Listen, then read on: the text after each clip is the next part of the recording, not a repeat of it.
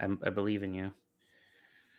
Oh, all right, we're live. You know what? I should share that we're live. That's what I should do now. That'd be good. I'll retweet that maybe.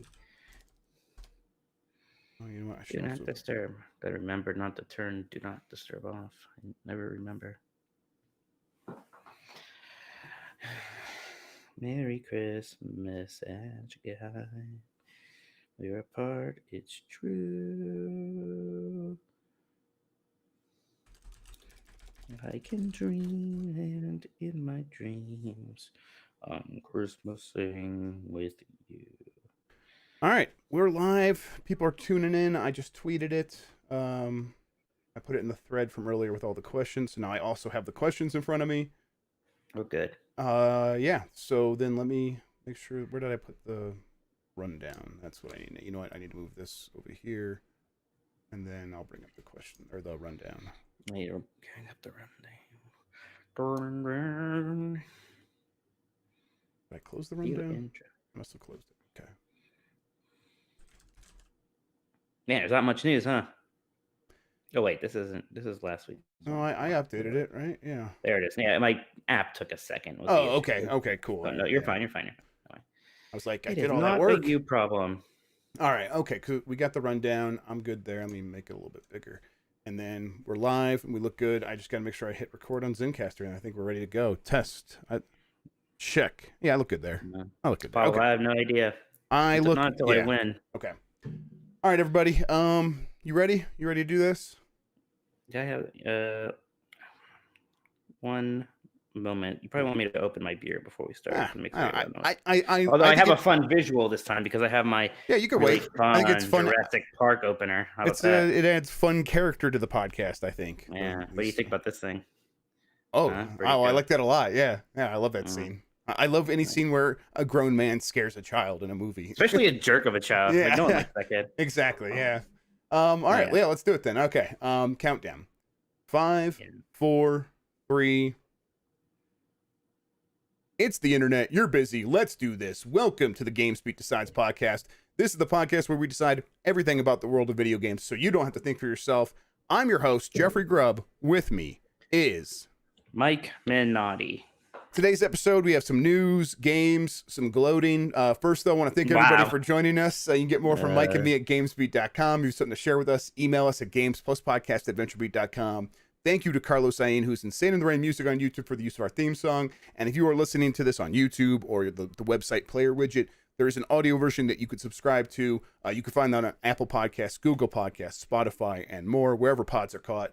And if you like the show, wherever you're listening to it, give us a rating. Or if you're on YouTube, give us that thumbs up. All of that helps a lot. And tell a friend. How you feeling, Mike Minotti? I don't know. My brother's in chat mocking the sheen of my bald head, so I'm feeling bad.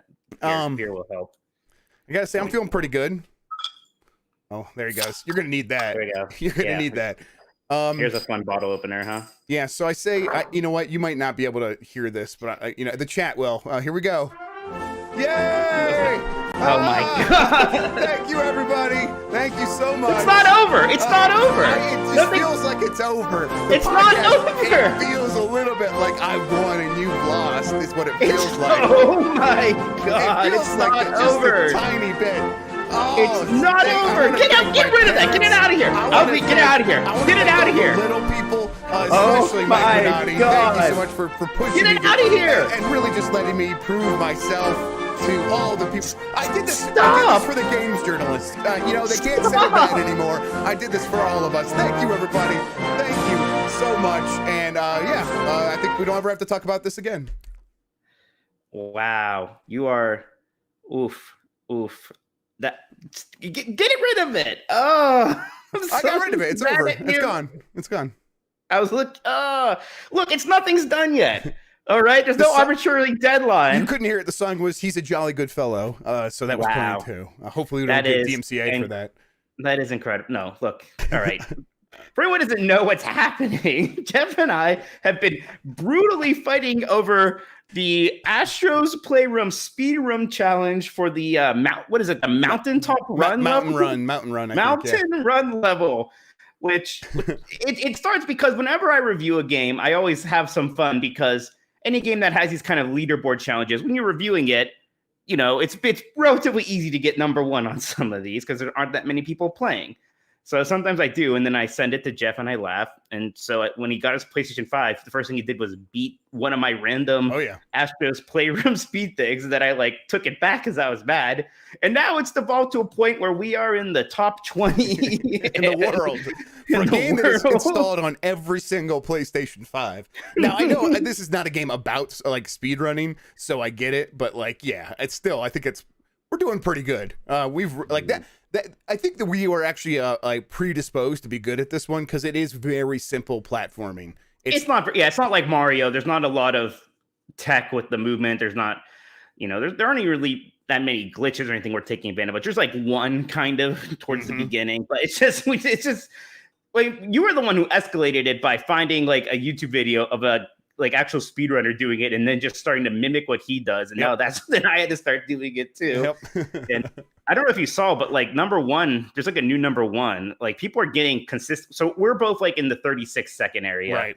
People have consistent 35-second records now. So somebody knows something we don't. Because there's no way you could just optimize what we're doing and get 35 seconds. I don't think so. I think the run that I posted, like I think when I go back and look at it, it's like I nailed all of the skips that we know. It was like I got and you got a very generous zip in the beginning. Which I got a really good zip. I got the timing on like the first bouncers there. Like I that's the big thing. I finally I was studying your tape, and that's what I realized I wasn't doing. Like you're really cutting that close, and like you're still going in a diagonal even as you hit those jumpers. Yeah. I can see something outside. All right. Yeah, man. Well, the dog's just wanting to defend you in your honor.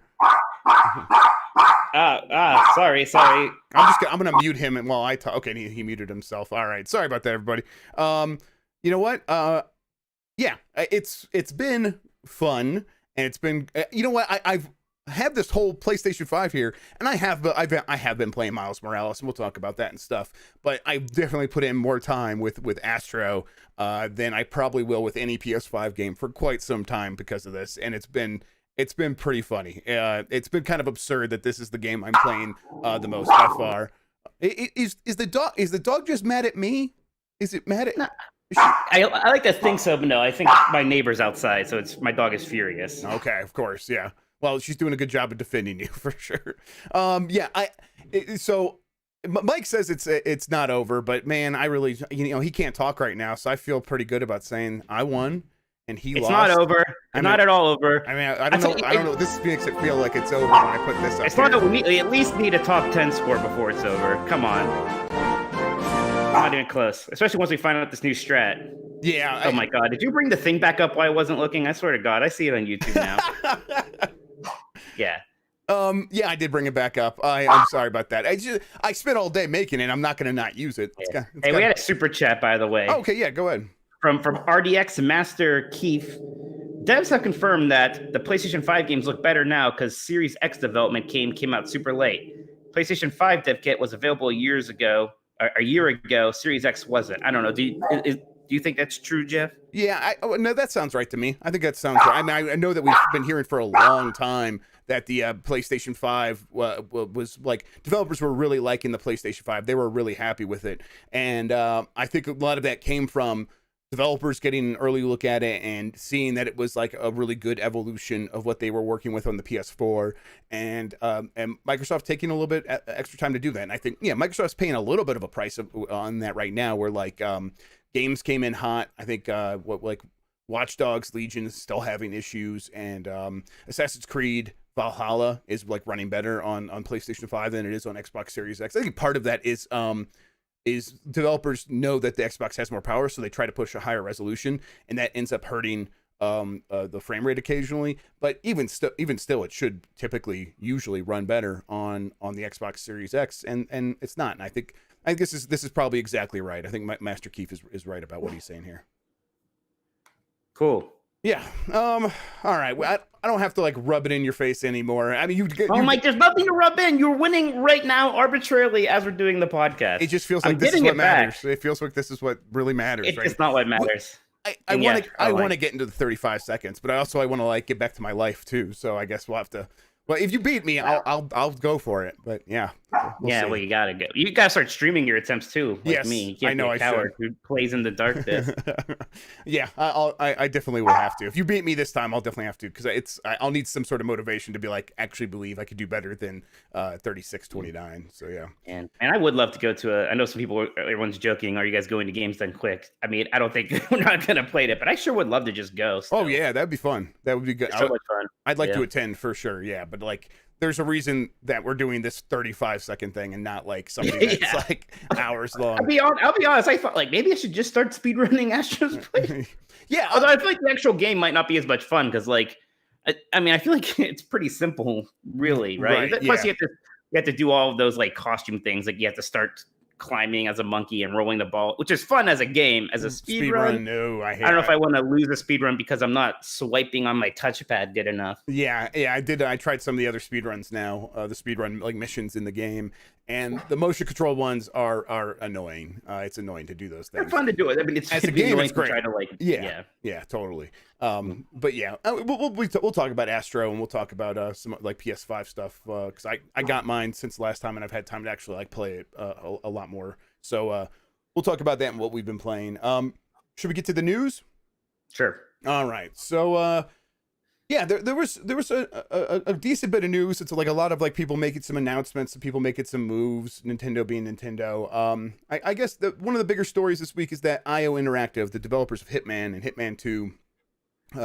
Some games that we love, they're making a James Bond game and they announced it as Project 007, and I was really happy to hear about this. This is I think a really good fit for what they could do. What were your thoughts when you heard about this? Yeah, well, I mean, so it's interesting because I'm not a big James Bond fan, really. I'm not even a big GoldenEye guy, like that game, but I'm still just excited to get more IO Interactive like spy stealth games or whatever it's going to be, right? So. Yeah, that's good. I liked Agent Under Fire. That was my thing more so than GoldenEye. But yeah, I'm not like a really big into. I think the only James Bond movie I really liked was Casino Royale. So, but I'm also just kind of happy that like, yeah, get paid Interactive, right? Like, yes, oh yeah, like, that's good. Yeah, like to me, this says that they like Hitman and Hitman 2 did well enough that they're like, okay, how do we expand? Like what IPs can we go out and get and actually like help the company grow a ton, and like they're publishing this and developing it. Like they're not like working with any third-party publisher. This is just them making moves, and I think that's awesome. I think that this is exactly the kind of thing that they could do really well at. And I also like I wrote about this on the site. And I'm like I think it's such a good fit, especially because now is a good time to try to make a James Bond game again. James Bond game again. Because for years I was a GoldenEye 007 fan, and I wanted like, okay, like just recapture that magic. And it took me a long time. Yeah, you can't because there was a time and place thing. They tried, right? Yeah, and like the big problem is that the game was like, it was bad. It was like not good then, and it was like, and I had fun with it. But when you try to go back and try to recreate that magic, it's like people were playing that game and having a good time, and they didn't realize like, oh, there were better ways of doing this. And when we realized those better ways, there was kind of no like, you couldn't just do GoldenEye again, and you couldn't also like make James Bond fit as like, oh, make it play like Halo. That wouldn't have worked either. So hey, another 279 this time from RDX Master Keith. Thank you very much.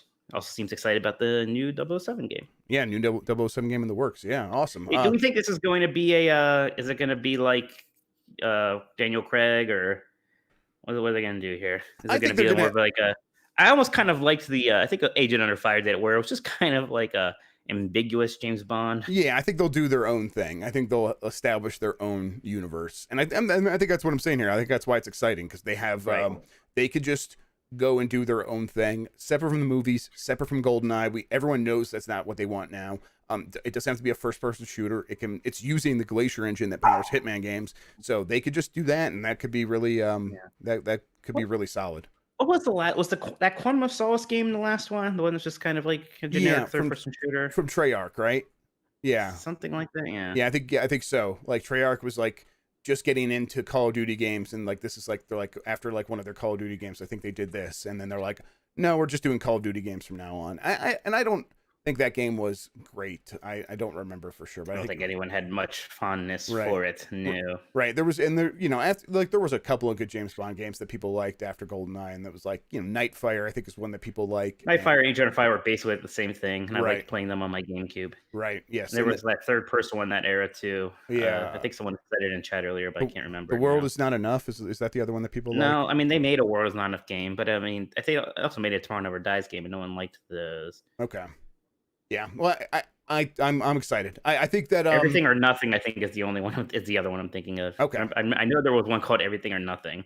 Yeah. I think it was like a third person PlayStation 2 era one. Right. And I think that Hitman already has a lot of the key stuff that can make this work. So yeah. Well, it's got to be different too, though. Like, such a big part of Hitman is the disguise. Is like James Bond's not really a disguise guy, right? No, yeah, that would be like Mission Impossible. Like that would be yeah, that would have been really even a better fit. But there's still like a ton of gadgets and stuff, and there are like missions in the Hitman games that basically are just James Bond missions, where it's like if you are like challenges where if you want to do it as like a super secret assassin without ever changing your outfit and you have to wear a tuxedo, like they have that and it's already built into the game. So and those are almost more fun than like the standard missions a lot of times, just because they build levels around that challenge and so I think there's a lot of potential. I hope they don't feel pressured to feel like they have to make some kind of like multiplayer shooter mode. Like, we're talking about how like we hope like the message now is people understand that we just don't need to make GoldenEye again. And I hope that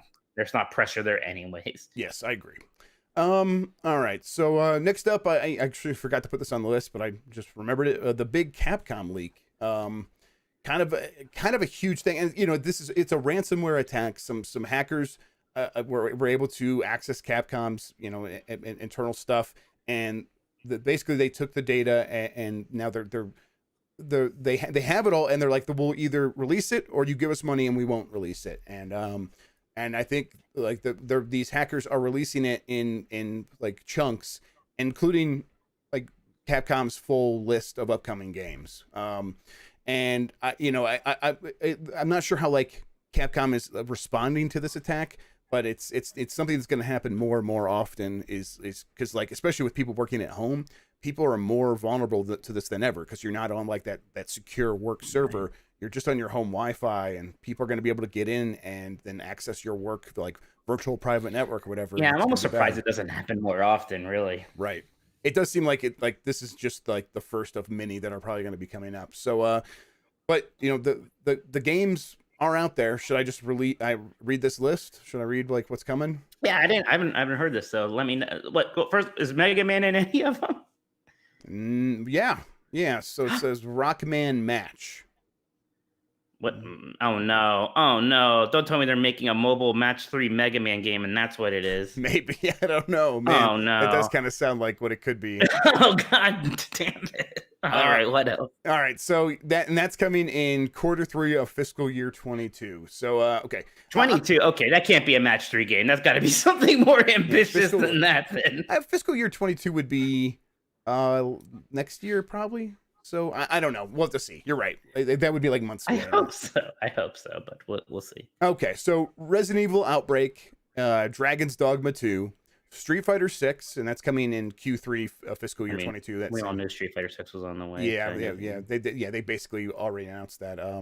Resident Evil 4 Remake is Q4 of fiscal year 22. Ew. Monster Hunter 6. Why remake Resident Evil 4 and not just Code Veronica? Resident Evil 4 is still so good. Remake Code Veronica. Whatever. Biohazard Apocalypse, SSF6, and this is in quotes. Super Street Fighter 6. I don't know.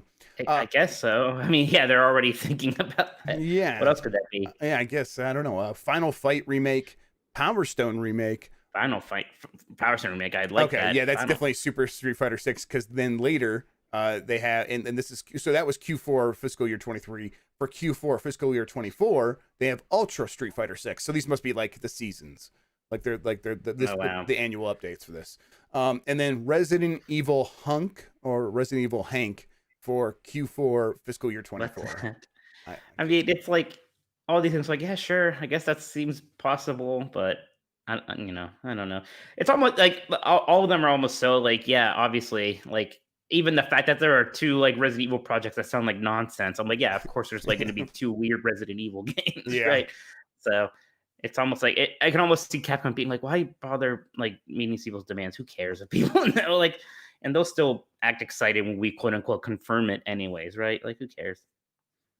Yeah. Like, oh my god, I can't believe they're remaking Resident Evil 4, one of the most popular entries in the series, when they just remade Resident Evil 2 and 3. Yeah. I'm shook. Yeah, exactly. It's like all of these were kind of exactly. I mean, and these are all the franchises that they're having success with, and then also the remakes, which have also been pretty successful with it. For I guess it's weird that there's not a Monster Hunter 2 on there, a Monster Hunter World 2 specifically. Yeah, they call it Monster Hunter 6, but I mean, I guess I guess that could be it. I don't know. Yeah, I think Monster Hunter World is actually kind of Monster Hunter 5. Actually, yeah, right. Sure. Yeah, okay. That seems right. Well, I guess I mean that is that different. So that must be different than the Monster Hunter that's coming to Switch. So, yes, yeah, that is different. So yeah, this must be that it must be like Monster Hunter. Yeah, World you're right. too. That must be that, or whatever they're gonna call it, Monster Hunter Universe, or Right. Yes. Totally.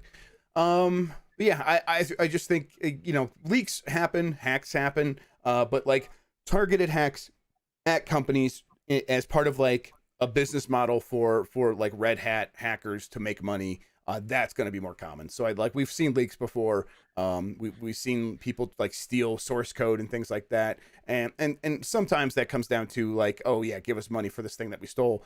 But actual like hackers using their skills, because like some of those thefts were actually just people literally like just taking drives that had source code and stuff on them. Is it really like a possibility that like, does it really ever play out that Capcom's like, okay, here's the money you demand, and then it's like those people never get in trouble? Does that actually happen in the world? I don't know. I don't know. I mean, it seems like it would. Yeah, it seems like they would probably get caught no matter. I guess I don't know. Right, because they're like, how do you send money to the people that they get it? I don't know. Bitcoin, I guess. Like they would use Bitcoin. So Yeah, but I don't know. I agree. I think that they're probably going to get caught. But people think they can get away with this stuff. That's why they try it. All right, let's move on to our good buddy Jim Ryan. He was doing an interview, and in that interview, he was saying that he has not heard a single person complain about the storage size available on the PlayStation 5. And oh no, yeah. So it's like really, because I feel like a lot of people have been complaining. Feel like if you just like listen to anybody talk about it at all for any length of time, they'll talk about like. I mean, I'm sure none of your subordinates at PlayStation are complaining about it to your face. That's for sure. Man, that reminds me of like when PlayStation 3 came out, and what's his face was like, oh, you can't find a PlayStation 3 anywhere. They're selling so well. Then everybody just went to like Walmart that day and took pictures of all the PlayStation 3s everywhere. Yeah, it's just tone deaf, and it's like the kind of thing that Jim Ryan says sometimes, where he just sticks his foot in his mouth and or like plays dumb. I can't imagine that he is unaware of this, and if he's not, that's like a whole other thing. Yeah, that's the thing. It's like I don't want to. It's almost better that I get it. Your hard drive was small because that's where you had to cut some costs. But don't like try to play dumb about like what people think that's too small. People don't like only installing 6 games. Like, come on. Yeah, and I don't. Yeah, like someone's like he's Don Matrick 2.0. I don't know if he's that bad. No, he's not. I think he goofs in interviews a lot, but I think that they do respond to people very quickly in a way that doesn't feel like the Xbox 180. This feels like, oh no, someone at Sony making decisions is paying attention, is listening, and so that's why they like very quickly come out and say stuff like, oh no, we're putting in the fact that we're looking to add USB storage backup for PS5 games. Like we know you care about that. We're gonna add that. So all of the fears that people might have had about Jim Ryan being in charge and being aloof and being arrogant or having some hubris, none of it's really panned out. They've really addressed all of those concerns and done a pretty good job, I think. So I wouldn't call him Don Matrick 2.0 at all. Really, not really. Speaking of like companies doing their like being like themselves and always kind of getting in their own way, Nintendo shut down the Melee online tournament from the Big House is this group that runs it, and it was going to be for Super Smash Brothers Melee, and it was going to be online, and Nintendo sent them a cease and desist order, and it seems like the main reason they did this is because the Big House was using this emulator called Slippy, or the emulator uses Slippy. Not exactly sure. This is not my wheelhouse, but from my understanding is Slippy is a protocol that enables rollback rollback netcode. So basically, it ensures that the game doesn't get out of sync and one player has an advantage. If it gets too far out of sync, it just rolls back and players can pick up from there, and it keeps things fair. It is the accepted standard for online fighting gameplay in a competitive setting. But because it's using this emulator, Nintendo said no, you can't have any Super Smash Bros. Melee online events at all. And the Big House apologized to everybody, said this, but this basically means that we just cannot operate the way that we were planning to, and we're sorry, and we're gonna have to shut everything down. It's just like, why does Nintendo care? Yeah, it's so bizarre. Like, what? How could it possibly remotely have negatively impacted them at all? Yeah, I don't even understand even if it was like a case like, well, this is the rule, and even though it doesn't it's not totally fair here, that's the rule. Like, when does the rule ever help Nintendo? Yeah. Nintendo is just, they're so weird with this stuff, and it's stupid. It's really, really stupid. And if they really cared that much, they could finally re-release Melee with decent netcode, both of which are things I don't think are going to happen independently or independently of each other. So right, yeah, like re-release Melee is one thing. Create good netcode is a whole other thing as well. Yeah, it's never going to happen. Yeah. It's this is, again, it's just the way that Nintendo operates a lot of times. Their lawyers are very aggressive. They are very tuned into everything that's happening, and in a way that Nintendo making games maybe always isn't. The lawyers know if something cool is happening. Lawyers are always on top of something, right? Yeah. They know about your plans to make a 2D version of Ocarina of Time or whatever you're doing. Yes, exactly. And they also know, this is something else that happened this week. They know if Joe Biden is creating an island for in Animal Crossing. And I think they sent a cease and desist to Joe Biden saying, "Hey, you have to get written permission to use this game in your political campaign ad." And it's like, why? Right. So it's like, why? Is there any legal basis for that? I think it's similar to songs. I think artists often if Donald Trump wants to use your song, artists are like, "Hey, please don't use my song in your campaign. At your campaign stops, I'm sending you a cease and desist."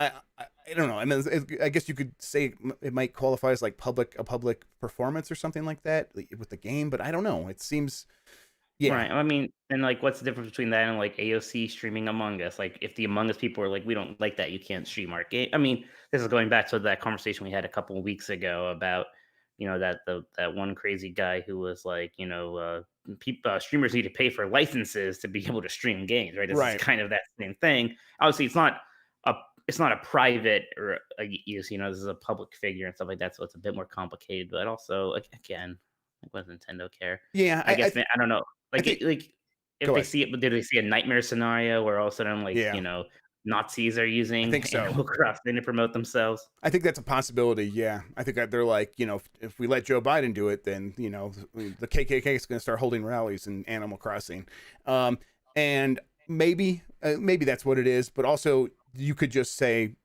Joe Biden's okay, but the KKK's not, or most people are okay. I feel like you can kind of case by case it.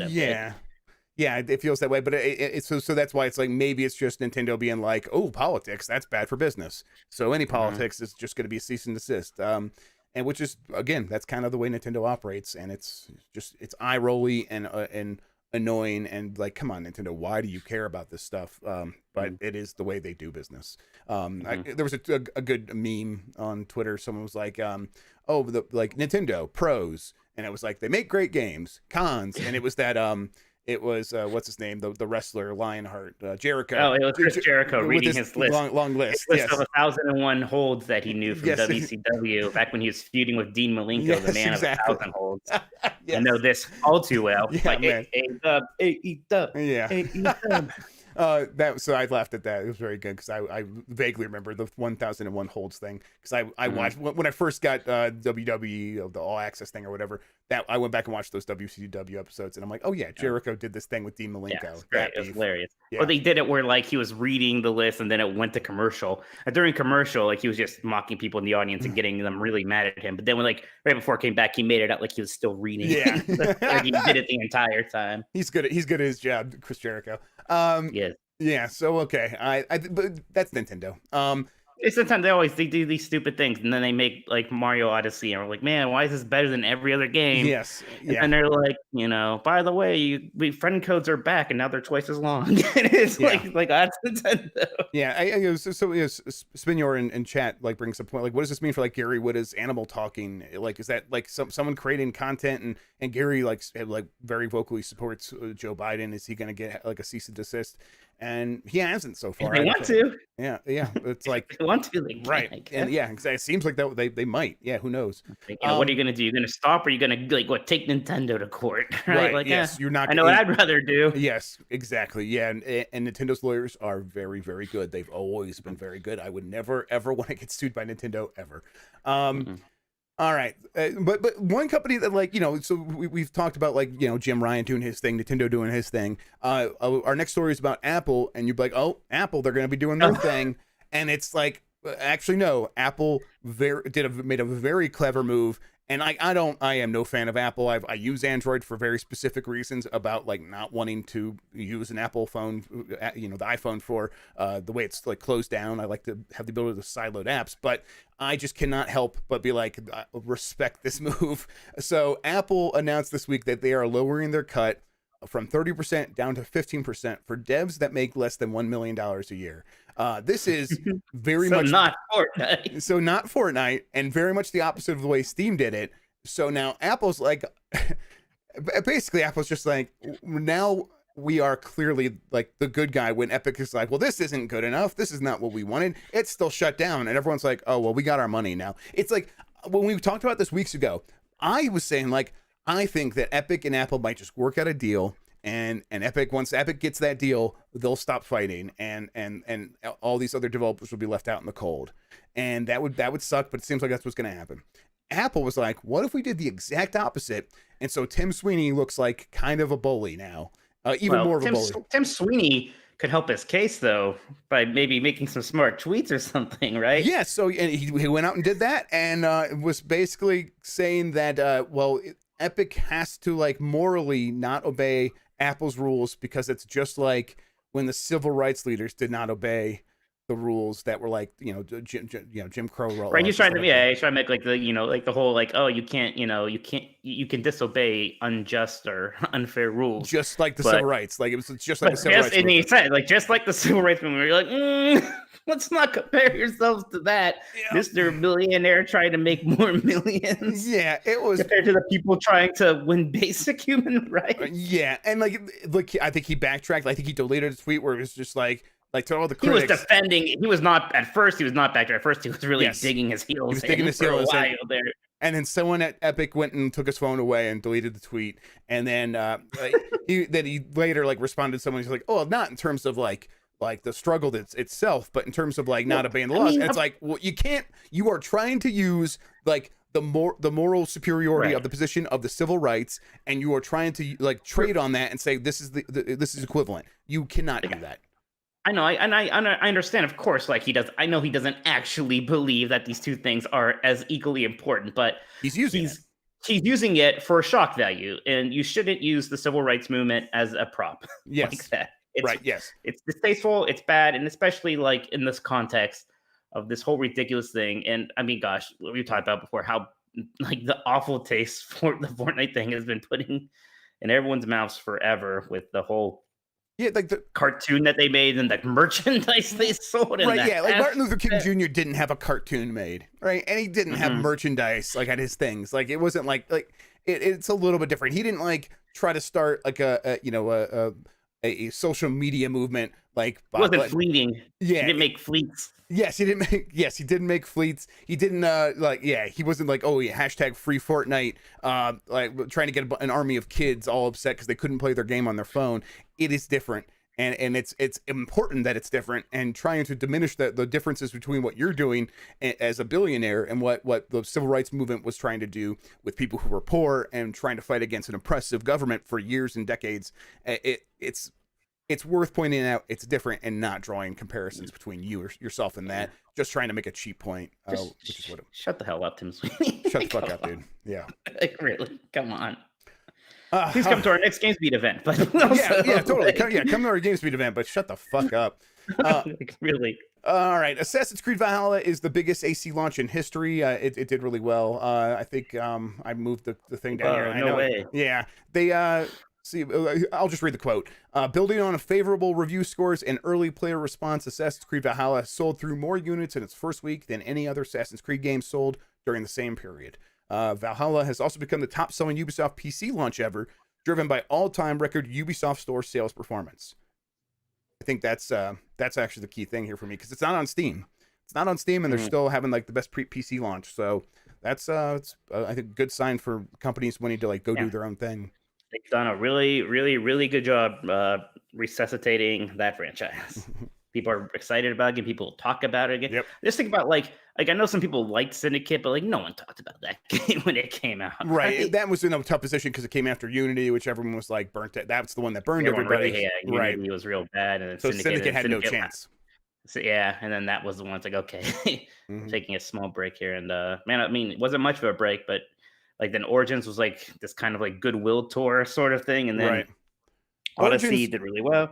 Origins came out in 3 years ago, I think. Okay, so 20. So I think Odyssey was 1 year, and then they took off. Wait, no, okay, yeah, you're right. 2018, 2019, and they took off. No, we're in 2020. No, Odyssey was the year after Origins. And then there was a year between Odyssey and Valhalla. Is my remembrance of this. Yes, you're right. Okay, yes. So they've taken a 1 year break before. They took another year break now, and it like these year breaks, these games tend to do really well after that. So yeah, you're right. They've done a really good job of keeping people interested in that. Hey, look, my brother sent us $3 on a super chat, and with the lemon dancing. Hey, thanks, Chris. Thank you, Chris. And yeah, if you ever want to hang out with a winner, you just let me know. Wow. You know, if you ever want to hang out with someone cool who like tends to be better than the other people that he plays against, you just let me know.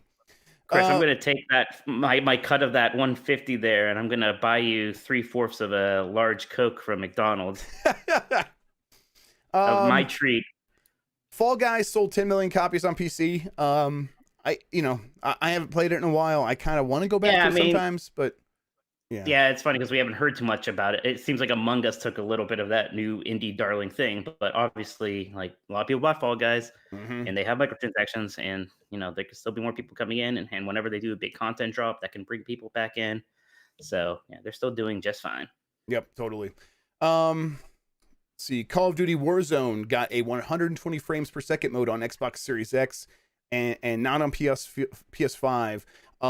And this was, there was a lot of stories this morning where like finally some developers were confirming the thing that I was reporting like a couple weeks ago when Rocket League did this. This is happening because the Xbox Series X enables all this stuff, has enabled all this stuff because like 120 frames per second was available on Xbox One, and Microsoft was getting all this stuff ready for next gen, and now it just works. It's not a flipping a switch, but it's pretty close. And the PS5 does not allow backward compatible games to use features like 120 frames per second. You have to update to a PS5 version, and so like we're at this crossroads where it's like, okay, developers could do more work that isn't necessarily going to benefit their games other than to get 120 frames per second, something they're getting on Xbox just by making a simple update. Or Sony could do some work to enable PS4 games to run in this new profile, but that would require also some work. So like there's a lot of work to happen on one side or the other, and it's whether or not Sony does it or a bunch of developers do it.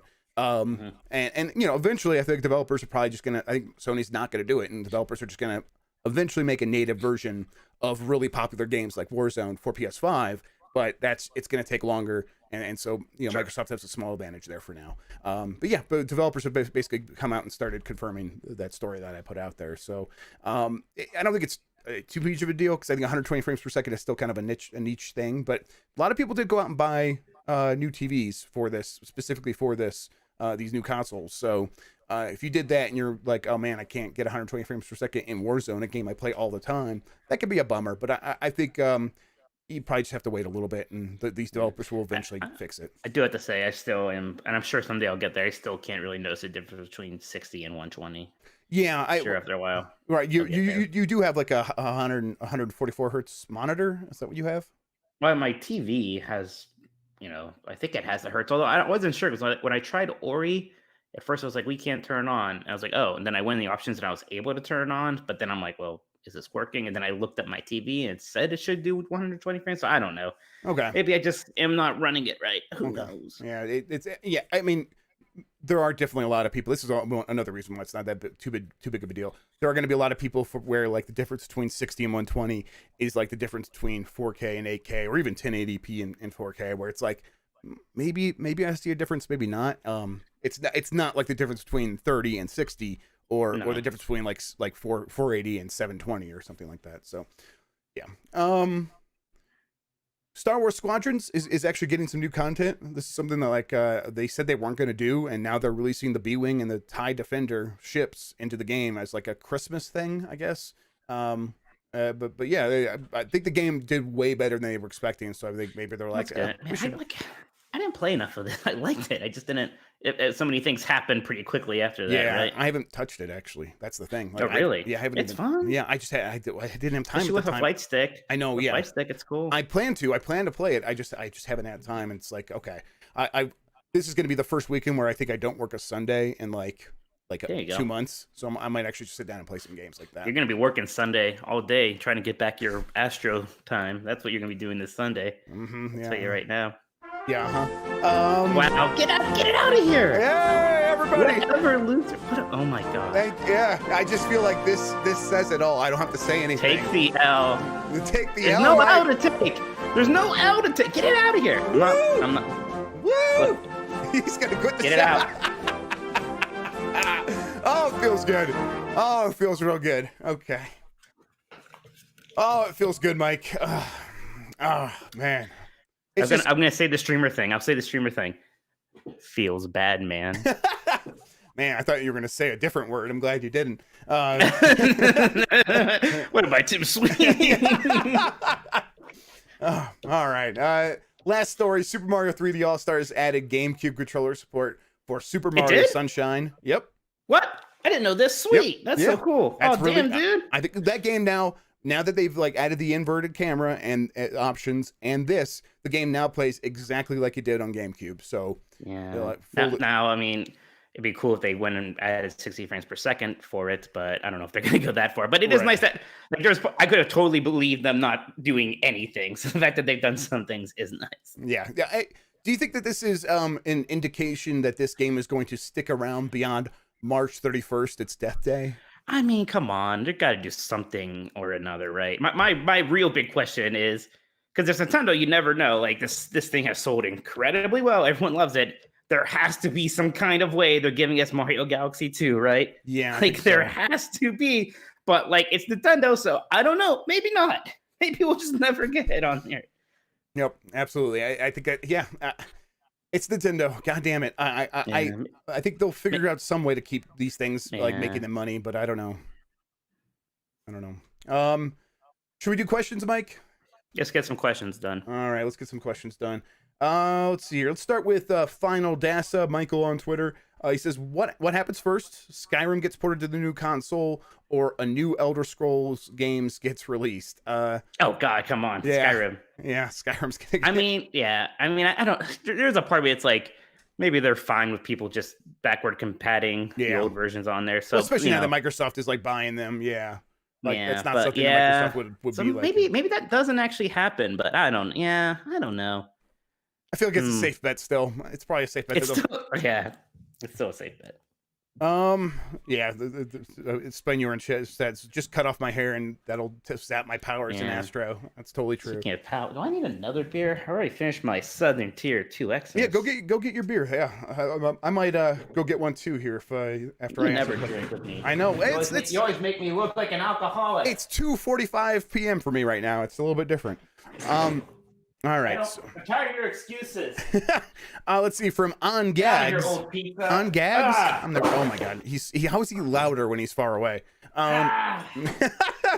Okay. When the eventual Mario Kart 9 or 11, if you count 2 are in home circuit, releases, does Nintendo remove the guest characters like Link? It's a crime. Captain Falcon isn't playable, but Villager is. To me, my hope is that they go in the opposite direction, and that like they've already got Mario Kart 8 Deluxe like completely selling like mad.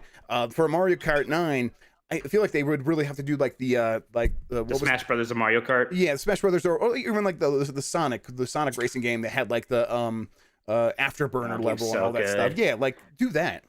Like they should. I think they absolutely should. Because again, like Mario Kart 8 almost kind of peaked on the Mario Kart concept.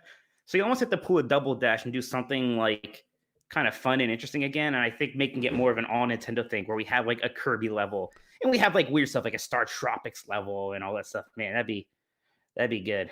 Yeah, I think it's time. It's time. Like if they're gonna put 2 Mario Kart games basically on the Switch, like first time they've done that ever, I think they really need to be like, what are we gonna do to this franchise to really push it to the next level? It's already, I mean, no matter what, it's gonna sell like 30 million copies. If it's Mario Kart, that's what it does. So I guess they don't. Yeah, but I think that's like again, that's like what can you do to make people excited? Yeah, and obviously you're always gonna sell a ton of Mario Karts, but like, is there something you can do to like get people like really perk their ears up? And like, I tell you what. Like that would be it. People would go bonkers, right? They would go bonkers. Yeah. They would go wild for that. Like if you made like basically a Smash Bros that is even more accessible to like more people, like you're probably talking like Animal Crossing levels of like social media engagement. Like, I mean, of course it's going to sell that well, but yeah. The problem is, can you ever go back once you do that, or like that? Like once you do that, that almost has to be that series now, because it has to be kind of all Nintendo all the time. You're right. It's probably why they've avoided doing it up to this point. But yeah, I mean, they flirted with it, so we'll see. Excuse me. Let's see. From OnGogs, with the news of Doom Eternal no longer coming physically to the Nintendo Switch, is it going to be digital only or cloud version? Oh, I don't know. It might be cloud version. That might be their way to get out of it. We didn't even talk about the Game Award nominees, huh? Yeah, I don't care. You do. I mean, I know you don't care. I get mad anyways, even though I know it shouldn't care. We kind of vote on those. Like our publication gets a vote. Yeah, so exactly. Like we were so busy with other things, we basically just threw some name. The only thing I fought for was to make sure Ori was on our list of nominees for Game of the Year, and then it didn't make it anyways. And Doom Eternal was the one I was like, really? Yeah, I feel like no one talked about Doom. I thought my consensus that I heard was that Doom Eternal was kind of disappointing, and then everyone stopped talking about it. I know there are people who like Doom Eternal a lot, and that's fine. But that surprised me. Yeah, I don't know, because to me it's like even when we were voting on those nominations, like the games that I like the best, I'm like, well, they have no chance here. They're not even going to be part of the conversation. Like SnowRunner and Hard Space Shipbreaker. They're not going to be involved in any of these categories, in any of these awards. I'm not even going to waste my time trying to nominate them because it would just be a waste. And so like coming into this like that, it's like people need to realize these are very broad awards. I have no idea how the other people are going to vote. I am surprised that Ori wasn't in the Game of the Year category, but and then at the same time, I'm not that surprised because it's like, yeah, it's going to be the broadest, most like popular games because. Yeah. That's the kind of thing that can win when you have a bunch of people voting. If you're not like a big AAA game, you have to have that Hades level kind of buzz to get nominated. And that Hades level buzz at that right moment. Like Hades hit right at the end of the year, right? Yeah, Hades had that same arc at the beginning of the year, it wouldn't have made it. But because Hades was Fall Guys. If Fall Guys had its big thing in like late October, it would have been nominated for Game of the Year. Right. And so if you care about, I care about this and stuff. Ori came out in March. We're going to do our own game awards on this podcast later this year, where we're going to talk about all these games, and we're going to explain why we think they should be on Game of the Year list, or why not sometimes. And those conversations are going to be way more fun than voting in this weird thing or watching these awards. Except for like if you're watching the awards for big announcements, and then that could be fun for a whole other reason. But I know you just gave me a whole speech about why they don't matter, but which game do you think is winning? Or the 6 nominated? The Last of Us, Ghost of Tsushima, Hades, Doom, Animal Crossing, and a 6th one. Animal Crossing. You said okay, yeah. I don't know. I can't remember what it is, but it's probably gonna. Will you be mad if Last of Us wins? Will I be mad?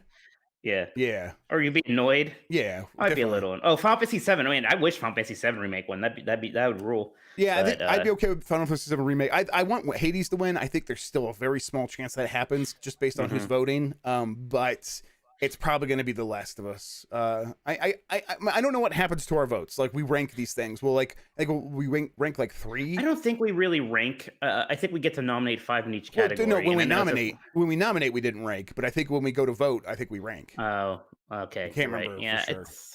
So, but Hades is not overrated, Jake. No, it's not. So there. Yeah, it's kind of sorry. It's not to call people out. No, you're right though. You gotta stamp that stuff out. I like Hades. You gotta stamp it out before it spreads. I like Hades a lot. Hades is kind of one. Yeah, it's my of those games, easily my favorite. It's definitely like number 3 on my list, and my other weird fetishes are number 1 and number 2. So yeah, I liked Ghost of Tsushima. I feel like you couldn't have cared less about Ghost of Tsushima. Yeah, man. I think I might try it again now that I got the PS5. Well, I mean, but again, like I did like it a lot, but and it's not something I'm like, you need to play this because it might be Game of the Year. Right. I thought it was very fun. Some people are talking about it like it's their game of the year, but I think that's kind of like I don't know. To me, it just feels like. Some people will say their game of the year is Genshin Impact. It doesn't make that opinion good. There you go. Good point. Yeah. All right. Let's do a couple more questions and let's talk about our games. From Matt Piscatella, who is the analyst over there? Our MPD friend. Exactly. What are your thoughts about the store on PS5? You can't browse deals. Can only sort by things like best selling and release date. How do you think this will impact discoverability? This is where I let my game journalist privilege show a bit, because I usually just I don't go on these stores that often.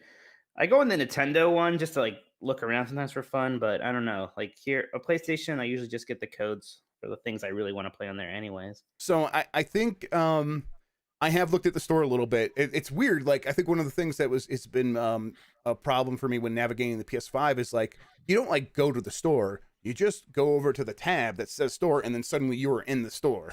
But once I'm in there, to me, he's right. It actually works a lot more like the Switch store works, where things do seem like they are.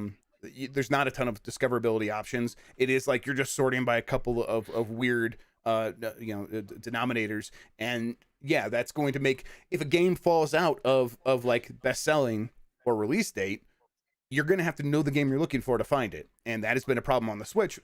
But,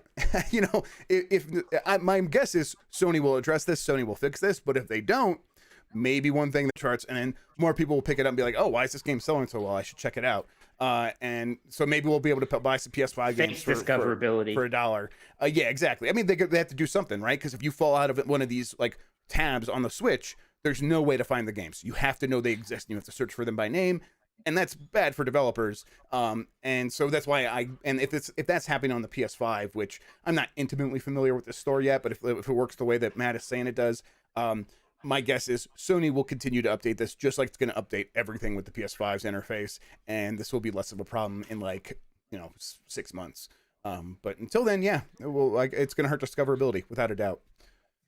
Let's talk about gigabits per second, huh, Mike? Finally. I really need to hear now. From Mr. Benjamin Barry, do you think the reported 32 gigabits per second output of the PS5 HDMI 2.1 port is something that can be increased via firmware, or is it a hardware limitation / choice, and that's just going to be what it is? My guess is that it's going to be updated with firmware, but man, why is Sony, like a television company, bad at stuff like getting stuff to work with TVs? This is not a huge deal. I think most people aren't going to have the TVs to like take advantage of like 48 gigabits per second, let alone like 32, or take advantage of 32, let alone the full 48 of HDMI 2.1. But my guess there is if like they have the HDMI 2.1 necessary hardware in the system already, they'll be able to update a firmware and Metropolis says that he thinks they're already updating it. Yeah, okay. They already said they're going to. Okay, yes, exactly. I'm not surprised. But who can trust Metropolis? And this is something we've seen with Sony so far. Like, an issue comes up, people are like, "Hey, this sucks," and Sony's like, "Oh yeah, dude, that does suck. We'll fix it."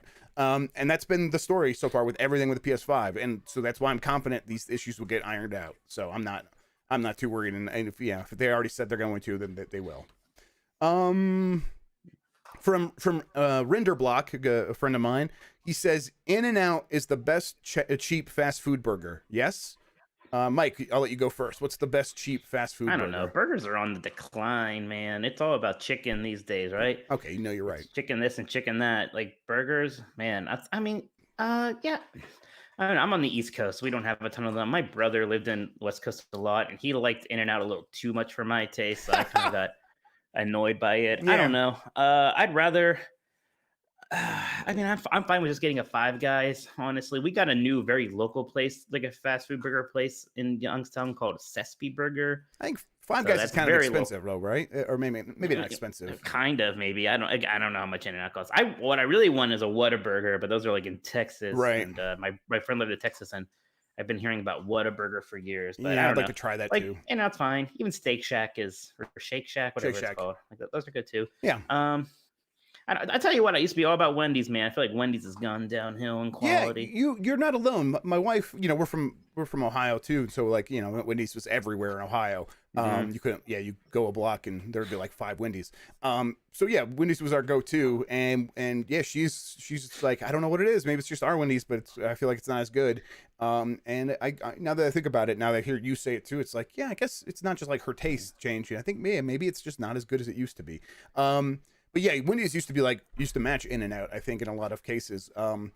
In-N-Out, we just got our In-N-Out literally is opening today here in Huntington. Oh wow! Literally today. So we were thinking about going there. But there's a place here in Colorado called I can't think of the name of it now. So this is going to be a pointless story. I like that burger.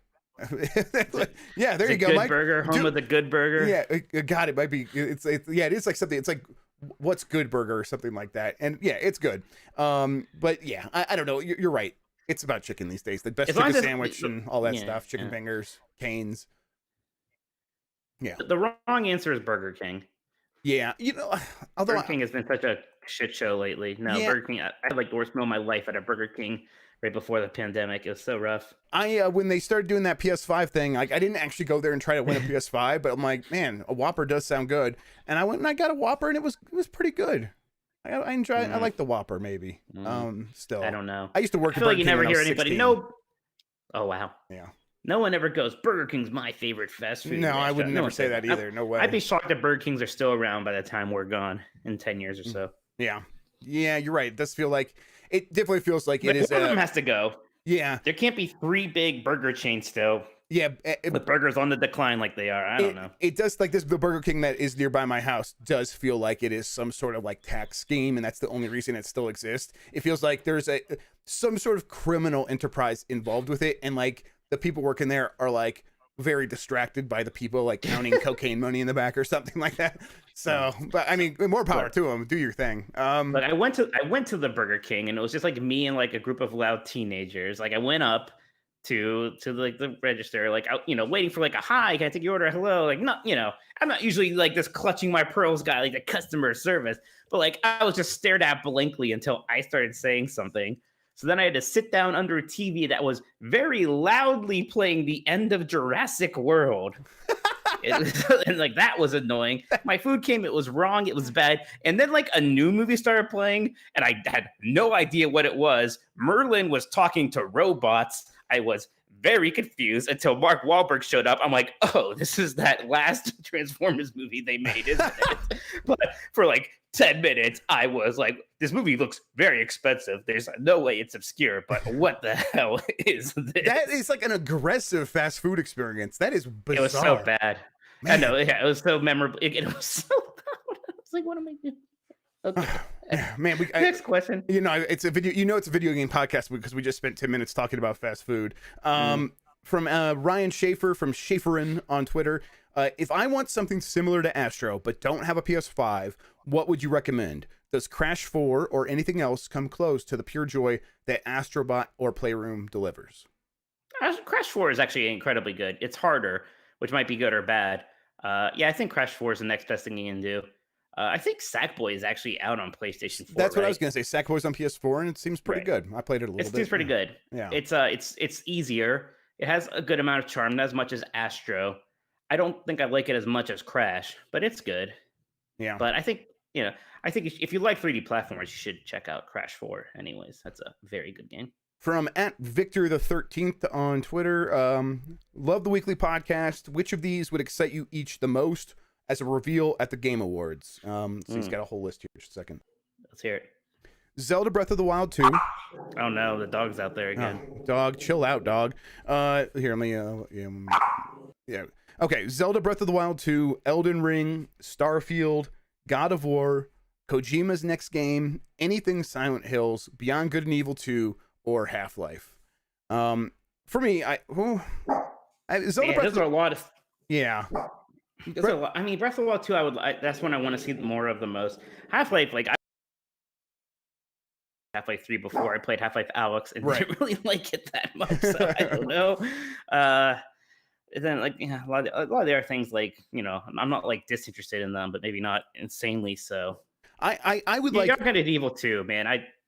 That game is so. That's absurd at this point. Yeah, that's never coming out. That was like a scheme to begin with. It was a scheme to like fend off of Vivendi, and like it's like it's even more of a scheme now that that dude left because apparently he's a sexual pest or something. Starfield. I would like to see Starfield. I guess I want to see what because I want to. See it, and I want it to be more interesting than it is in my head. Exactly, because you were very much of the you coined the idea to cancel it. I'm like, just cancel it and focus on Elder Scrolls. And prove to us that that's like that we should be excited about this, and as much so as we would be about the next Elder Scrolls game. So I'm at this point, like, just show me it so I know what this game even is. Elden Ring would absolutely be exciting too, because the next FromSoft game would be exciting. But for me, Breath of the Wild 2. That's the game I'm most anticipating, other than Hitman 3. Once Hitman 3 gets out of the way, I'm like, give me Breath of the Wild 2. So yeah, for sure. I think that's gonna do it for questions. I think there's a few others. Speaking of Zelda, I do want to hear what you think about Hyrule Warriors: Age of Calamity. Yes, let's go ahead and do that. So I've been playing Hyrule Warriors: Age of Calamity a little bit, but I don't like it. I think it's bad. No. Yeah. Well, so first off, so you love Breath of the Wild. I forget. How do you feel about these Muso games, or is that what they're called, Muso games? Yeah, Muso games. They've never been for me. They like just that hack and slash. It's mindless. It's mindless hack and slash. And I guess there are people who get into it. And I think there might be some deeper stuff happening as you like unlock characters and see all their abilities and stuff. And maybe that stuff's there, but it's, even if it is, it's not like enticing. It's mostly just beating up a bunch of people in a level, running around, finding the next group of people you're supposed to beat up. I guess like there was one stage where I was like kiting a guardian into the spot so that we could all attack it, and even that, it's like, okay, yeah, they're doing something more complex here, but all the actions I'm doing as part of that is basically I'm just doing these very basic combat things over and over. And even the characters that play differently, it's not, like Zelda like uses like all the magic stuff that was in Breath of the Wild. Like that's those are her main attacks. And it's different than Link, who can do some of that stuff, but has a bow and arrow and has a sword. And so, yeah, these things are different, but the thing that I'm still doing with them is just taking on waves of enemies. And that's what these games are. And it's not for me. I was bored by it. I'm bored by that stuff. It got really bad though when I was doing that Guardian mission, and I already had issues with this, but the Guardian mission was especially bad because I have my Switch Lite, and whenever I'm playing my Switch Lite, my kid comes up, sees it, and she's like, "Oh my god, that is what I use to like see Mario and see Yoshi, and I love them. Please, can we do that?" And I'm like, okay, well, hang on, let me like play for a little bit and probably get to a place where there's probably a checkpoint. And I did that a couple times, and I'd go to the other game, and I'd come back, and I'd have to start the mission over. I'm like, what the hell? It's just pretty bad checkpoints, or there's no checkpoints in these levels. And then I did that Guardian mission, and I'm like yelling at my daughter, relax, I know that you really want to see Yoshi really bad. You're crying right now. I get it. Let me just get to the end of this level, and then we'll do that. I promise. So I'm playing. I'm trying to rush. I'm like stressed out because the kid's mad at me, and I beat this Guardian, and I see the end screen of like, you've beaten this level, and I'm like, okay, we're good, right? Like I even saw like the little sword thing on the bottom right. That's like, they tell you at the beginning, this is the autosave thing. If you see this, then you're good to, or if you see this, don't shut off your system. Yeah. So I saw that and it was done, and then I left and went to go play Yoshi's, whatever the Yoshi game is on Switch. I can't even remember. And the one I hate. Yeah. And Yoshi's Crafted World. And we played it for like 5 minutes, and of course she got bored, and I went back and I went back to go play more Hyrule Warriors, and I had to start that mission over. I'm like, what is going on? What is wrong with this game? Why is it doing that? This is broken. And so I've been at that point I was like kind of broken by it. I'm like, I am definitely not going to beat this game in time to review it. I'm probably never going to beat it because I really don't want to play it at all anymore. Well, as reviews editor, I'm making you beat it. Yeah, all right. So I'm not. Fair enough. But how about, I heard the frame rate is kind of rough sometimes too, pretty inconsistent. Is that true? Yeah. So it seemed better than what people reported with the demo, because it was fine in most of the combat. It is when things really get going, like, right, because there can be like a zillion people. When things get going, trademark symbol or whatever, where like, yeah, there's a million people, but also like you're doing your most devastating attacks that like, oh, like Impa can split herself into 10 different Impas, and then she can like throw down like a million attacks at once, and it's like, okay, all this stuff is happening. And now it's starting to chug. Now the game's mad. Yeah, exactly. And yeah, that still happens. I mean, when it's happening, it feels kind of a little bit dramatic almost, because it's like, oh, all this stuff is happening and the Switch is struggling to keep up with it, and that's crazy. And it's not like I'd be able to like stop that animation anyhow. Like that's what I just have to see it through. So it's not that big of a deal, I think. But if you want like that, like a very solid 30 frames per second that never dips, this game is not going to hit that. Definitely not. So yeah, it's still a problem, but it's not my main problem with the game by far. Yeah, I mean, I don't know. Like, I don't like Musou games. I didn't even like the first Hyrule Warriors that much, and I was still kind of holding out some hope that there'd be something, I don't know, different to this. And it doesn't sound like there is, and worse, like even the idea that this was going to be like a cool plot filler for Breath of the Wild, like apparently that's not really true. Like there's really nothing interesting to learn here, people are saying. Yeah, so I guess it turns out that it's like an alternate timeline, I guess. Basically. Oh, really? Oh, well, that's kind of a spoiler. I don't know if I would have said that, Jeff. I think that's the thing. Okay, I'm sorry. It's going on, but it's like, I think it means... I didn't know that. Well, I don't think it's like an alternate timeline as in like, oh, this is an alternate timeline and it's going to be like in the Hyrule Historia going forward. It's an alternate timeline as in like, this stuff doesn't matter. It's kind of, is what it is. So, it's a big negative against the game. So I think it's worth talking about. The game's out now. I kind of say whatever. Yeah, there's not...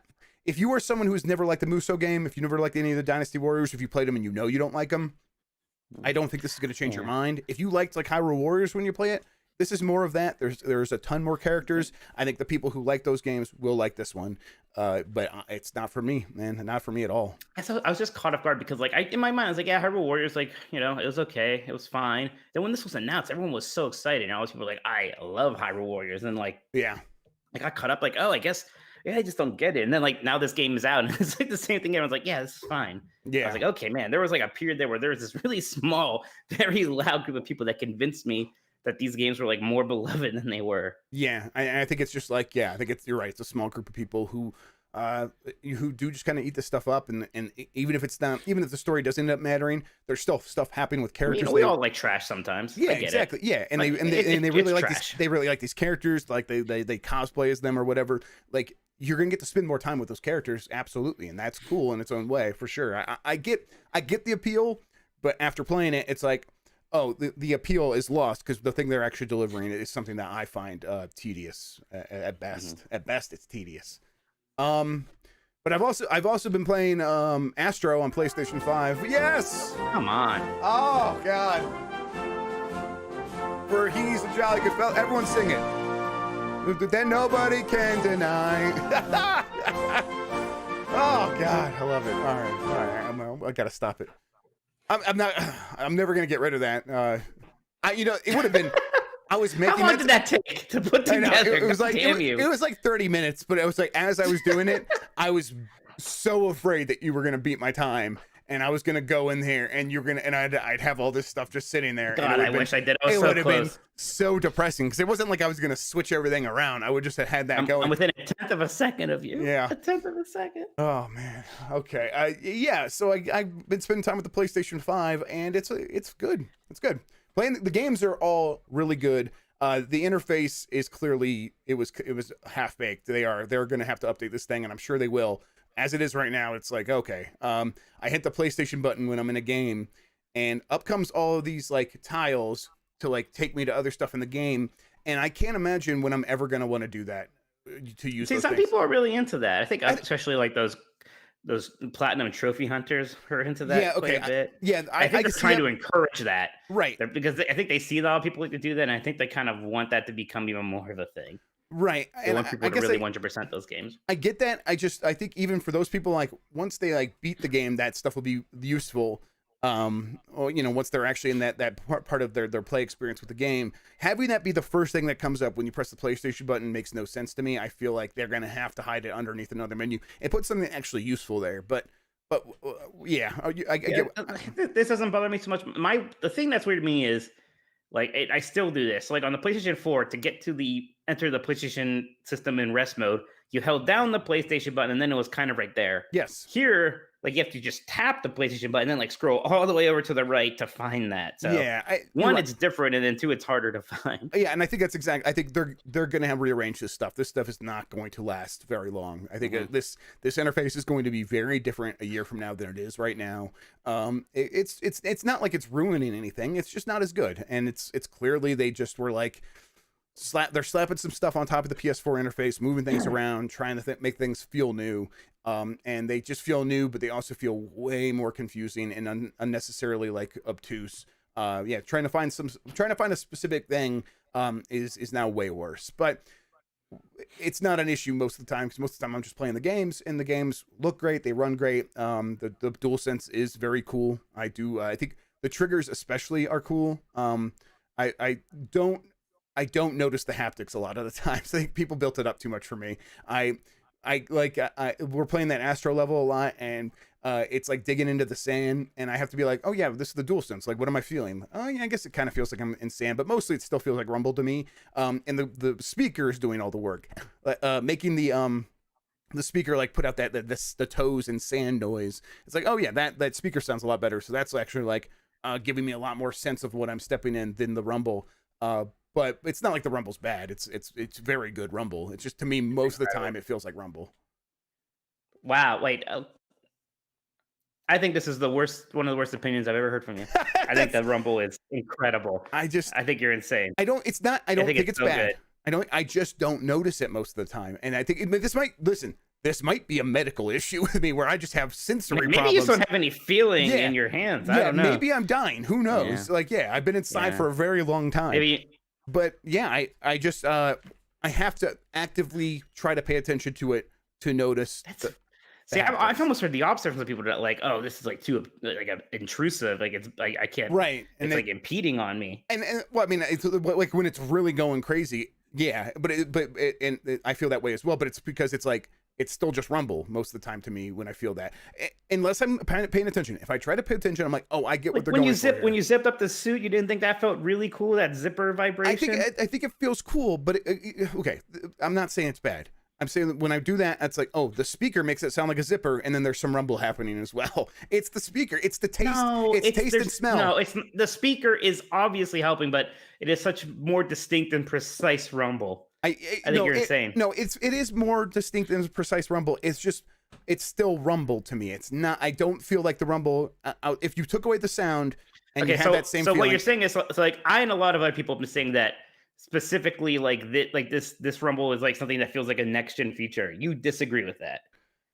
I think that the controller overall still feels like a new experience. I guess I don't know. I feel like I'm going. If my time with Astro is any indication, I feel like most of the time I'm not going to notice the rumble.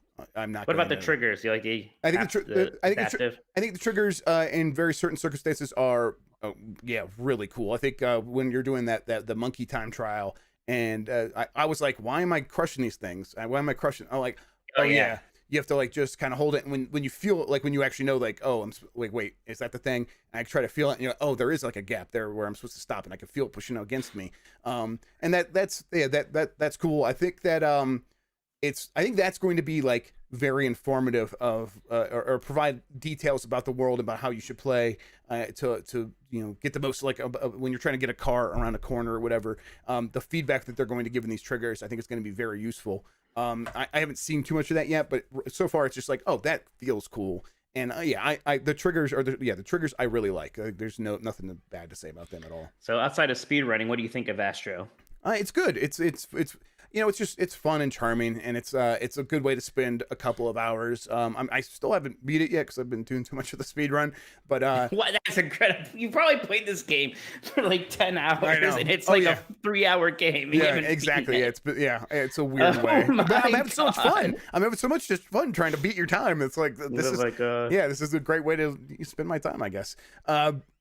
It's a good game though overall. Like I hope that if they, like, I guess they're teasing that they might do more with Astro. If they do more with Astro, they need to give him a wider move set. They need to enable him to do more. The run, the punch, the Blu-ray blaster or whatever.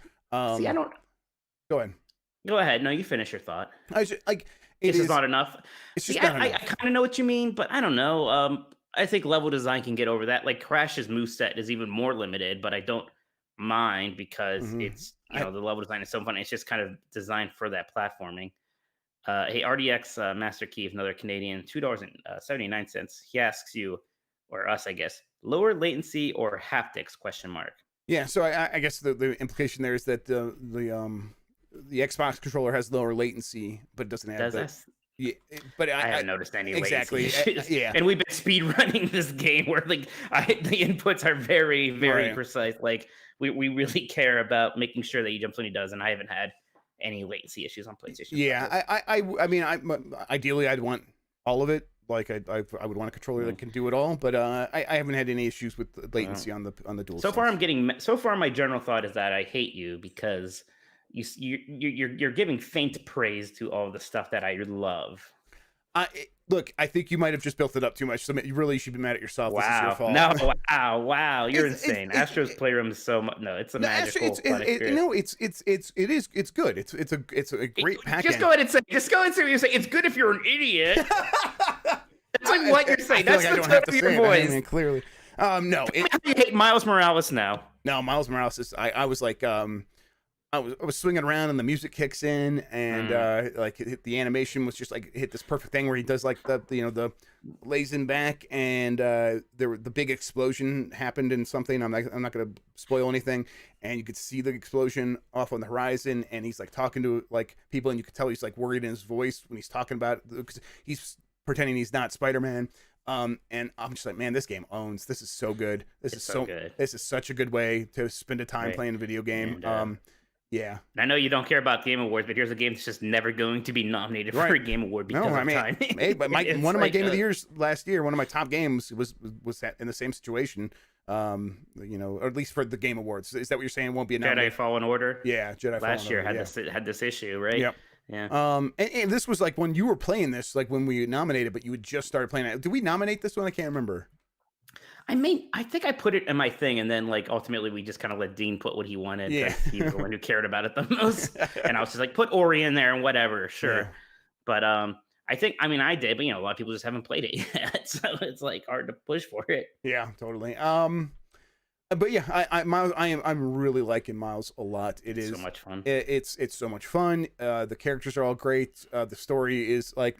I think that first Spider-Man story was like it's got to be one of my favorite video game stories because it's one like I remember I had a good time with. I paid attention. I remember all that. Yeah, it's like it's. And I think me and you are both like more these days were just like all stories are bad. Why do these even exist? I don't care. Oh my god! It's like the fact that like I even like remember one a year later is a good sign anymore. It's a really good sign, and the fact that I'm like excited to be back in this world because it's like, oh yeah, that story happened here now with this new cool character who's dealing with like very familiar Spider-Man tropes, but in a way that it's always kind of a fun time to explore that with the Spider-Man character. Are you gonna try to beat over my my web swinging time trials now? Is that going to be? No, please don't start. We got to stop somewhere. We got to draw a line. This far, no farther. Okay, Picard. I like it. Yeah, I love that movie. Give me some First Contact. Yeah, Sackboy it seems pretty good as well. I haven't played quite as much as that, but it definitely. I think you're right. It's like It's like 3D world with not quite as many moves for the characters, but it still seems like it's the exploration, like you see stuff because the camera is pretty fixed. So as it like moves over something, you're like, oh man, that's like up close to the camera. How do I get up there? I got to figure this out. I love that sort of thing, and this game nails that. It's pretty cool. I guess the Sackboy aesthetic is maybe not exactly my thing. It's not like I am like a little over the whole everything's made out of craft stuff. Yeah, like, yeah. Like that's the same with those Yoshi games. I'm like, oh god. It's like, look, and the backside tape and paper clips are holding it together. I'm like, wow. Yeah, I think maybe I'm over that stuff too. And yeah, so. But it's not hurting the game really. It's just like I don't love the look of this as much as I would like a Mario game, because the Mario design is so appealing to me because I grew up with that, and that's just something I'm not going to hold against. Unless that Mario game was like a new Super Mario Brothers game, right? Yeah, exactly. If it was like that, then it'd be like, this is better than that for sure. Yeah, but it's mostly what I've been playing. Mostly been playing Astro, and I've been mostly playing a Mountain Run. A lot of that. Yeah, I mean, so have I. Really, I haven't been playing anything too new. I've been playing more Demon Souls, which is it's fun, but I'm like, I like a lot of people really love it, but I don't know. I'm like, I almost like already am like, okay, this is fun, but it's also, it's designed to be frustrating, and I'm like, maybe I'd rather do something else right now than die to something 5 times before I figure out what I'm supposed to do, or go look at a guide to figure out. And I'm not saying it's bad. It's obviously very, very good, and it looks very, very good. I was almost having more fun just playing through Sekiro on the Xbox, just because I think that pace is a little bit more my thing than like the hardcore Dark Souls experience. I haven't played Demon Souls yet, but of the From games, Sekiro is my favorite as well, or is my favorite. I don't know if it's your favorite, but I really like that game. So, and I think it's right. It's just the pace of the combat really worked for me. Yeah. I mean, I'm weird. Like I beat what was the other one they made? That's not a Dark Souls. The one with the gothic stuff. Oh, Bloodborne. Bloodborne. That's it. Yeah. Like I beat that game. Like I feel like everyone else who beat that game loves it. Talked about it. Yeah. And I'm like, yeah, it was good. I was like you when you were being mean to me about Astro. Like that's how I was. That's how I was with Bloodborne. So I forgot you were going to be sensitive this week because I'm better at Astro, and also they didn't nominate Ori for the Game Awards, so I should have just laid off. I'm like, it's the best. You're right, Mike. Yeah. Did you beat Ori yet, you son of a bitch? No, I gotta beat your times in Astro. You can't. Okay, you can't compete for the time again. Okay, fair enough. Fair enough. I really want to. Ori's been like in my mind. I'm like, I was thinking about this because I was hoping he would get nominated. Because I really do like it, and I'm near the end. I had to stop playing it because other things were coming up that I had to work on. Yeah. But yeah. But, I'll play it. I've been playing more Yakuza Like a Dragon, which is like it's good. It is 98% story, 2% combat right now, and I'm like, if it was like even just like 10% combat, I'd be happy. That game. So when they sent it to me to play on the preview Xbox Series X, they sent me it was called a demo, and I don't know if they ever released the demo publicly, but we had it as a demo, and it started in chapter 5, and it started in the middle of the story, and it went on forever. It was like 14, 15 minutes of story that I had no context for because I had been with these characters at all. And I'm like, it was like, this is the demo? This is the what you're presenting to the... Yeah, I could not believe it. And then I played it. I was like, I think this is fun. I think this is really good.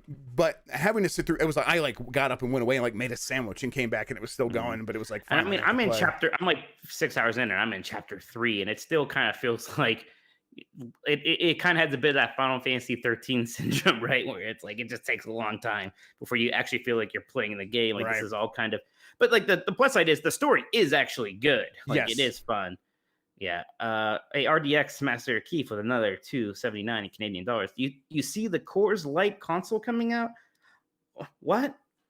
No. Is Coors Light making a console? What kind of a console? Like a beer console or a video game console? I'm in Denver. I should know about this. Yeah, you should know.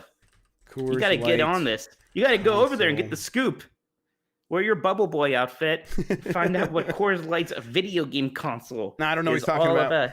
I don't see anything here. And you can't say Coors Light. You have to say Coors. Coors, yeah, I gotta get the Coors Light, fresh from the mountain, made out of the finest alpine water. That's the finest alpine trees and mountain dirt. That's the difference in Coors Banquet beer.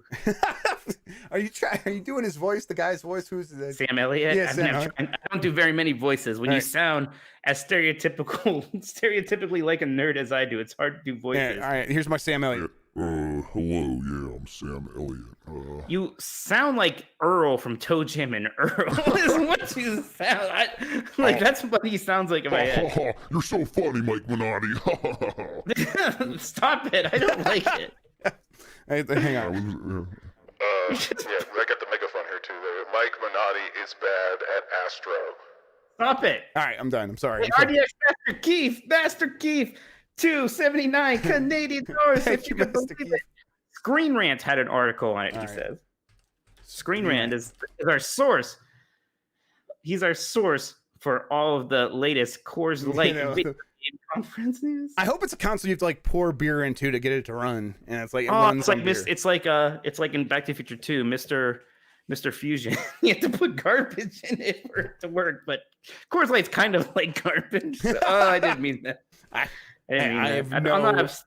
I do drink a lot of craft beer, but I'm not a beer snob. I enjoy a Coors Banquet beer every now and then.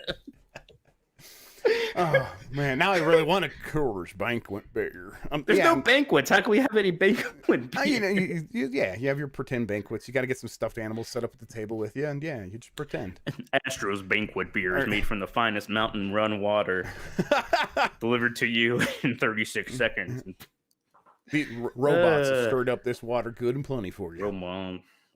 Yeah. All right. Don't listen to Jeff. It's fine that I just have Blu-ray guns or feet and a punch. That's all I need. I don't need a side jump. I'm just as fine as God made me this way, and I'm perfect as one of his creatures. That's just like Coors. I interviewed the producer of the game. I'll tell him that my coworker thinks your game sucks because there isn't a wall jump. Yeah, okay, yeah, cool. Don't do that.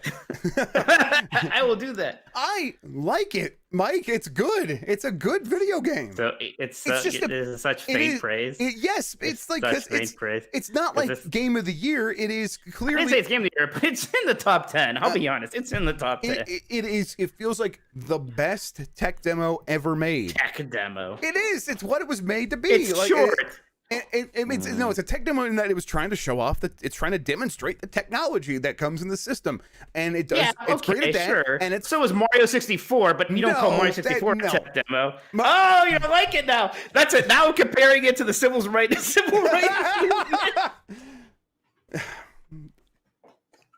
All right, we're done here. Yeah, let's fucking get out of here.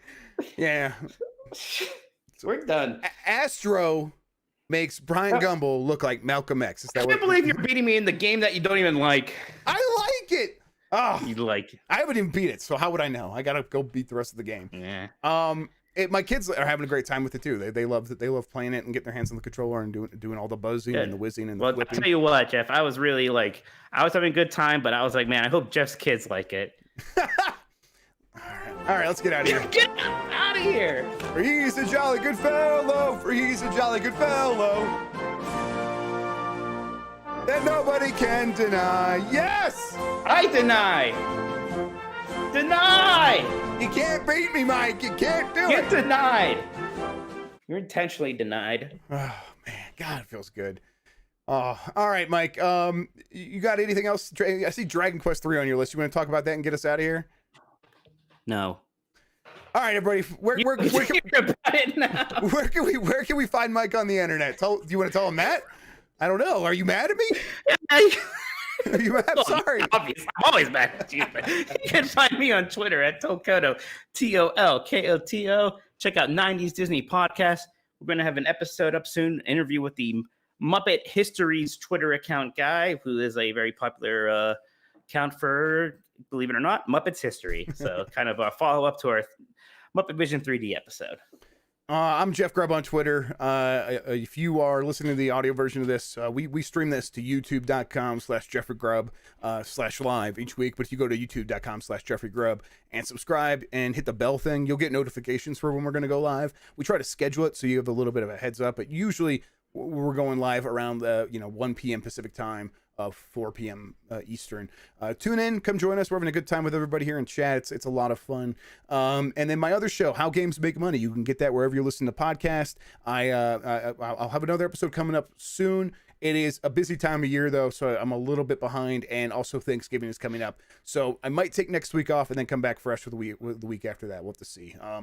But for now, thank you for listening, everybody. We're going to get out of here. Have a good one. If you want to keep up with our beef here in Astro, follow Mike on Twitter. See if you can beat my time. He'll post about it there, I'm sure. I know I am keeping an eye on his Twitter feed. I bet you are. Yeah.